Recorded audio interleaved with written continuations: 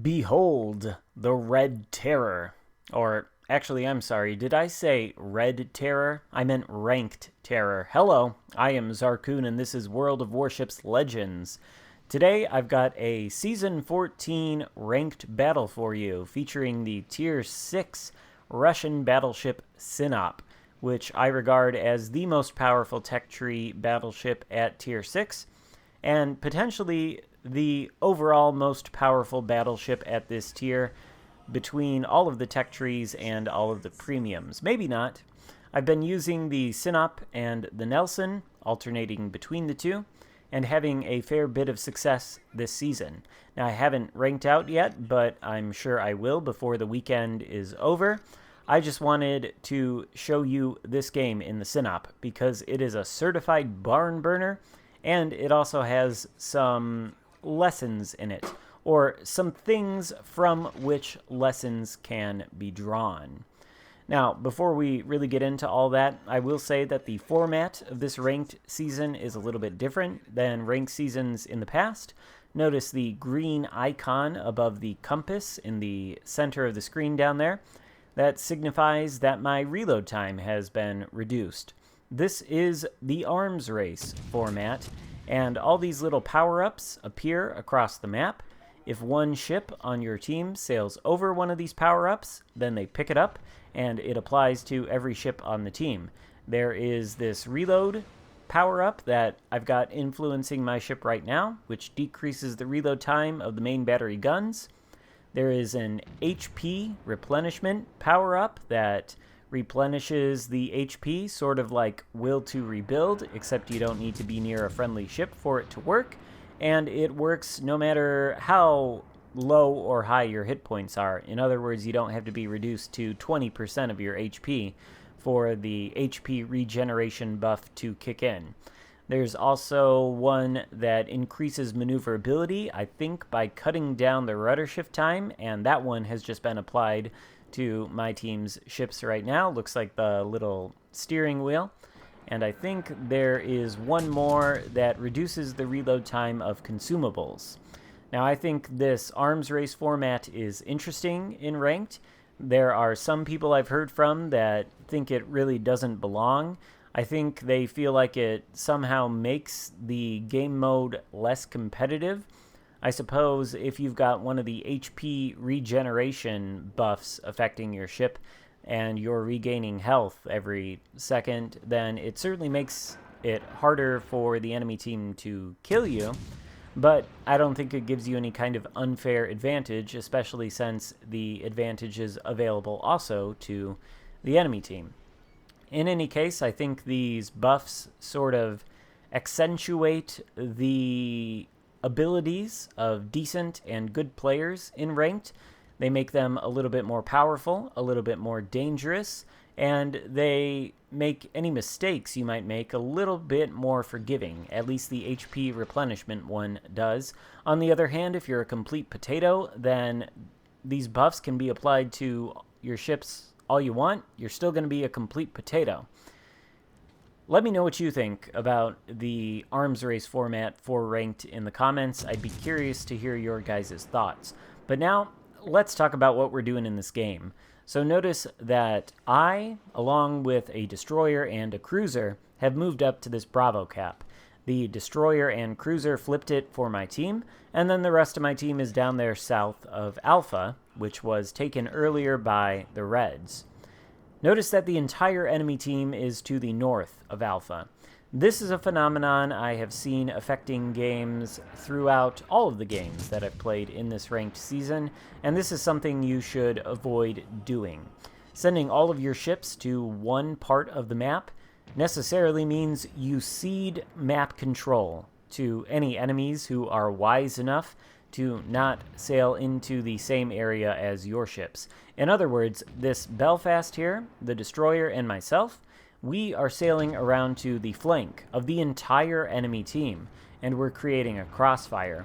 Note this Scharnhorst doesn't even seem to be aware of our presence, and that has led to his downfall. Meanwhile, we're going to be able to push in here now that the Scharnhorst is dead and get some nice, juicy broadside shots on these battleships. This is creating a crossfire. We're moving into a position to create a crossfire with our team. The enemy battleships out here and the enemy cruisers have to choose. Do they angle against my teammates there to the south of Bravo, or do they angle toward me? They can't do both, and that is the essence of a crossfire. It cannot be created if all of the ships on your team are in one place, so I find that it is best to split your team up. One of them goes for one cap, and the other goes for the other cap.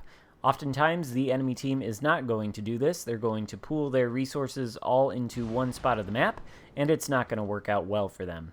We've got a York now trying to tangle with us. This is a terrible mistake for him. The Sinop is basically immune to his high explosive spam. It's a very heavily armored ship. I'm sure he can penetrate us in many parts of the ship, but his HE Alpha Strike is not too impressive, and as long as he doesn't get close to us and hit us with his torpedoes, well, I don't really respect him as too much of a threat, particularly if he is going to turn and expose his broadside to my 9 16-inch guns. He's turning away now, but I think it's too late. He is gone. Unfortunately, the Belfast is the one that actually secures the kill, but we do the majority of damage. Now it is 4 versus 5, 5 ships on my team, 4 on the enemy's team.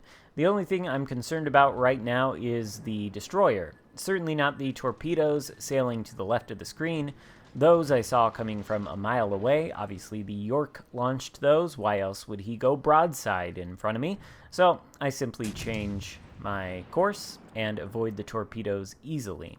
Nelson out there. Again, I've been using Nelson this ranked season, and I do think it is a very powerful ship and a very good choice for ranked.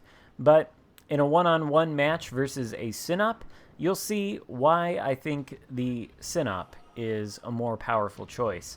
What we're doing now is just continuing to push forward. There's really nothing to stop us aside from the destroyer, but as you can see, he has been spotted to the east of the Alpha Cap, just to the south of that little island there between the red battleship, the Colorado, and the cruiser out there. So it doesn't seem like we're in any danger of being torpedoed if we do push in, and we want to push in, because the unique characteristic of the Russian battleships and the Sinop is that the closer you are to the enemy ships, the better your dispersion is. And fortunately for me, I happen to know a thing or two about HMS Nelson. Nelson has 32mm side armor, which means that side armor can be angled against my 16-inch guns, and it can bounce my shots. However, the Nelson's bow is 26mm, and I can overmatch that. And this guy can try to angle toward me as well as he wants to. He is trying to. But since I know, just aim at the bow and results will be good, I'm just going to aim at the bow. Unfortunately, RNG is not allowing us to hit the majority of our shells. On the other hand, that could just be my poor aim. Note that the Akatsuki on the enemy team is spotted, keeping an eye on him, but actually, the Benham and the Akatsuki trade with each other, torpedo each other to death there, I think, which is fine. A trade for one destroyer and another destroyer is a trade that I am okay with my team taking. That just leaves 2 battleships and 1 cruiser versus 2 other battleships and 1 cruiser. But as we push in toward this Nelson, we're going to try to take down one of the enemy's battleships. And this Nelson is doing everything he can. But since I know to aim at his bow, I know I can hit his citadel, and we absolutely smack him there for over 20,000 damage. Now he's really not got a lot of hit points left, and we've still got the rear turret of justice to come in and hopefully finish him off. Okay, maybe not quite. In fact, we kind of flubbed that shot there and sort of messed up our drive-by, but we want to remain calm. We want to keep our guns aimed the way of Nelson and make sure we are not giving him a broadside just in case he decides to take a shot at us with armor piercing. Although I think he's been shooting high explosive this entire time, so seems like it's kind of unlikely. Nelson is angled though, so I aim for his stern, which is also 26 millimeters, and I'm able to overmatch it easily. Again, aim for the stern, another citadel, and that Nelson is well on his way back to port. Should be only a matter of time now. Either my secondaries are going to finish him off, or one of my teammates is. We're up to 180,000 damage, by the way, which is no small feat, considering there are only 7 ships per team. Then again, I think these ships did pick up the HP replenishment buff. I saw it here on this side of the map a little bit earlier. All that really means is that they're going to have more hit points for us to take. However, it is 2 versus 2 now. Me and the Belfast versus the Colorado and the New Orleans. New Orleans is able to shoot at me from the gap between the islands there, and my turrets are a bit too slow to catch up to him. But Colorado, almost full health, giving a flat, juicy broadside, and he's not full health anymore. 31.4k with 2 citadels. Even if he does have that HP replenishment buff active on his ship right now, it's not going to be able to save him if he continues to give this flat broadside.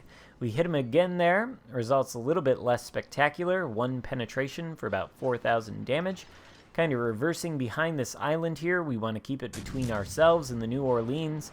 We are on fairly low health, so we don't want the New Orleans to continue to whittle us down with his high explosive. Another citadel on the Colorado there. We're up to 237,000 damage. And the New Orleans decides that it's a good idea to go one-on-one versus a Sinop, giving flat broadside. And if he thinks that's a good idea, well, I'm not going to argue with him, but my guns might have a thing or two to say about it. And they do. They absolutely kick the crap out of the New Orleans there. He's just lucky that that was 6 over penetrations and not a single penetration or a hit to the Citadel. Still, we're on kind of low health, using our last damage control party consumable to put out the fire that the New Orleans lights. And once these guns are reloaded, this guy is as good as dead. He's turning out a little bit, does light a fire on us, but we're able to take him out. Now he does have a fire lit on us, but I don't think it is going to be a lethal fire. It might be lethal though. I mean, I don't think so. I think the fire burns out before we lose any of our hit points. But at this point, we certainly don't want to be shot by the Colorado. If we die, we might actually end up throwing this game. Luckily, the Colorado is being spotted by our cruiser teammate. He's behind an island where he can't see us, and that dispersion looks disgusting. Yep, disgusting enough to take him down. So we end the game with a resounding victory, 267,000 damage done, and 3,886 XP. So actually, a fairly excellent game on my part, I think. Possibly the best ranked game I've played this season. Hope you guys enjoyed it, and I hope when you sail out into ranked, you remember not to put all of your ships in the same spot on the map. If I had done that here, along with my teammates going south of Alpha, I don't think we would have won. But because I went around, we did. So let that be a lesson to you. Hope you liked the video. If so, give it a thumbs up. Consider subscribing if you haven't already. Thank you so much for watching, and I will see you next time. Goodbye.